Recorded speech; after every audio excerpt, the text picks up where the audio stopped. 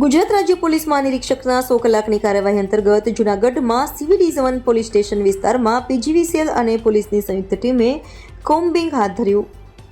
આ કાર્યવાહી દરમિયાન માથાભારે ગણાતા કારા દેવરાજ રાડા સહિત 10 લોકોના ગેરકાયદેસર વીજ જોડાણ પકડી પાડવામાં આવ્યા હતા। આ વિસ્તારમાં અગાઉ PGVCLની ટીમ ચેકિંગ માટે જઈ શકતી ન હતી। તમામ ગેરકાયદેસર વીજ જોડાણો થાંભલા પરથી કાપી નાખવામાં આવ્યા છે। પકડાયેલા અન્ય આરોપીઓમાં વાલીબેન કારા દેવરાજ રાડા, ભીમા ગોગન બડ, બાલા ક્રિશા ગરચર, રામા કિશા ગરચર, કાળા અમરા કોડિયાતર, દનાબેન જીવા કોરા વાંધા, રાણા મેરખી મોરી, અલારખા મોતી અબડા અને રેખાબેન કાનાભાઈ કોડિયાતરનો સમાવેશ થાય છે।